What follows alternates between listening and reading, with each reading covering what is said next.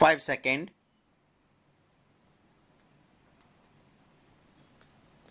Start. Honorable Chairman Sir, within this House, discussions take place on numerous subjects and everyone contributes in very important ways. There are sweet and sour experiences as well. But when such an occasion arises, naturally we rise above party lines and a common sentiment emerges within all of us that our colleagues are now moving forward for some other special responsibility. Those colleagues who are bidding farewell today, some are leaving with the intention of returning, while others are departing to carry the experience gained here into society and make a special contribution there.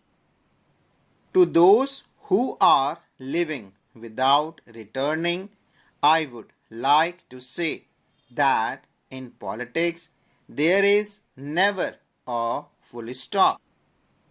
The future awaits you and your experience and contribution will always remain a part of national life.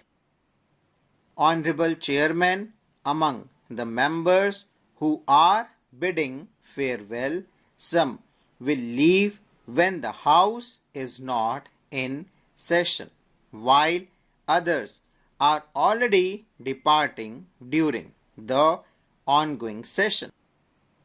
But all of these honorable members have made excellent contributions. I must especially mention Honorable Devgowda ji, Honorable Kharge ji, Honorable Sharad Pawar ji, such senior leaders whose lives have been more than half devoted to parliamentary work. After such long experience, all new members should learn from them their dedicated spirit in the House, their commitment to contribute as much as possible, and their complete devotion to the responsibilities entrusted to them by society.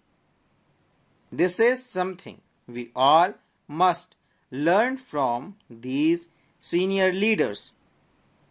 I greatly appreciate their contributions because such a long tenure is so small matter, it is very significant.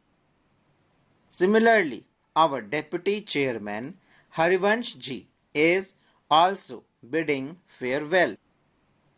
Harivansh ji had the opportunity to serve this House for a long time.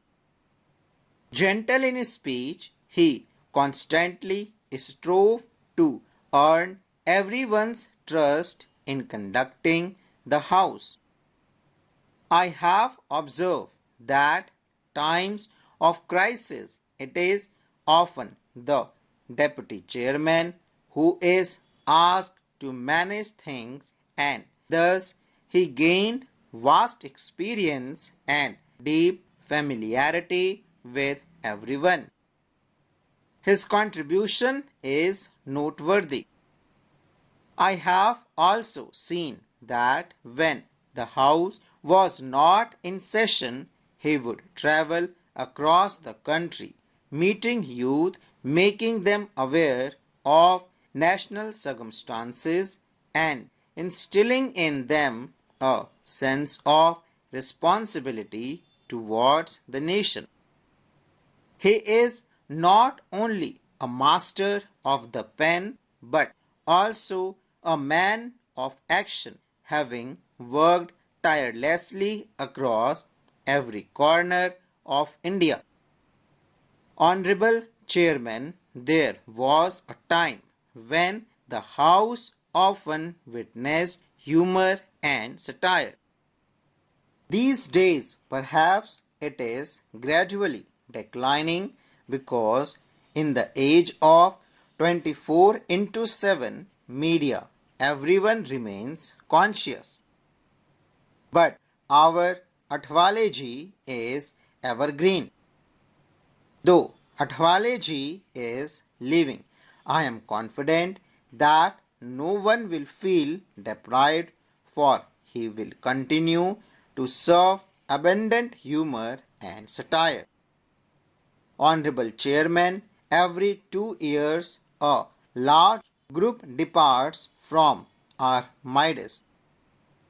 But this system ensures that the new group arriving immediately benefits from the experience of those who have been here for 4 years or more. Thus, the legacy of this house continues as a process, and this is a great advantage. I am certain that those who are not living this time will also share their experience with the new honorable members, enriching the house further with their contributions. Honorable Chairman, we know that in life or in public life, whenever an important decision has to be made, families sit together and decide. I believe that in our parliamentary system, this strength of second opinion has been very significant. A decision taken in one house goes to the other house for a second opinion. If it happens here, it goes there. If it happens there, it comes here.